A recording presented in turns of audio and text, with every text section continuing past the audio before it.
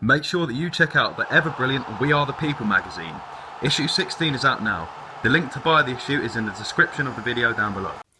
Hello and welcome back to our YouTube channel. In today's video we're going to be reviewing the Aberdeen vs Rangers game, which finished Aberdeen 2, Rangers 1. The very first goal of the game came in the 45th minute, just 24 seconds or so after the second half started. Aberdeen passed the ball back, then lumped it forward in the air over to the Rangers defence, to which Clint Hill and James Tavernier both jumped for the same ball, both mistiming the header and both completely missing the ball. This allowed Aberdeen's Johnny Haynes to take the ball down, run at the Rangers goal and slide the ball very nicely under West Fotheringham, making it 1-0 to Aberdeen. Rangers then equalised in the 79th minute with a penalty from Andy Halliday. Halliday tucked it very nicely into the bottom left hand of the goal. Aberdeen then took the lead for the second and final time in the 90th minute with a pinpoint free kick coming from Madison. Before the game started, some of the Aberdeen fans vandalised the Rangers football coach. Some even went as far as to engrave insults towards the 66 that died in the Ibrox disaster. I'm sure I don't have to say this, but that is absolutely disgusting and there is no place for this whatsoever within football.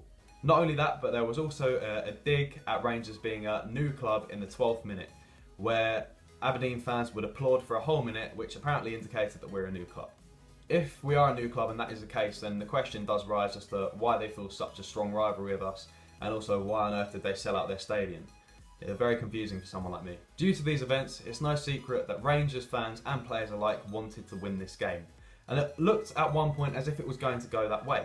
That point would have been within the first half. Rangers finished the first half with around 61% possession, completely dominating the half but not being able to capitalise on their chances on goal. In the first half, Clint Hill and Danny Wilson impressed me personally, as I think that they made a very competent pairing at the back four. During the first half, Clint Hill showed his experiences, making some crucial interceptions, and Wilson displayed some beautiful pinpoint passes from the back, which are two things that so far this season Rangers have appeared to have lacked. Fotheringham also got to a good start, saving a couple of shots with power that I don't think every keeper would have got to, but unfortunately for Rangers, the wheels started to fall off as soon as their second half kicked off. Within 24 seconds, Rangers had conceded and Aberdeen were 1-0 up. Now, the commentators quite rightfully said that this was down to a schoolboy error, which was a lack of communication between James Tavernier and Clint Hill. After that, Rangers seemed to take their time to respond properly. It took 20 minutes or so for us to get back up on our feet again. A couple of chances at both ends meant that the game seemed more even than the first half. Lee Wallace was in the box in the 78th minute and was literally just about to swing a cross in. He didn't look like he was going to have a shot on goal at all, and Johnny Haynes decided to make a terrible decision, which was to pull on Wallace's back and eventually trip him to the floor in the penalty area, thus forth giving it a penalty to Wallace. In that moment, Haynes went from hero to zero. Moving on to Madison's goal, a lot of Rangers fans were outraged and putting their opinions out on Facebook and Twitter, saying that we were robbed of a result or a point at the end of the game. I hate to be one for controversy, but I completely agree. I just don't think there's any denying that Tavernier got the ball. Sure, the challenge may have seemed from the side or just from the behind, but he completely got the ball and didn't seem to take any part of the player whatsoever. However, with the momentum of the ball going onto the foot of the Aberdeen player, he went down. We got the right angle from the television, and some of the fans got the right angle at the match as well. So the question arises as to why the referee blew for a free kick. Mark Warburton actually picked up on this, as those who watched it on the television would be able to have seen.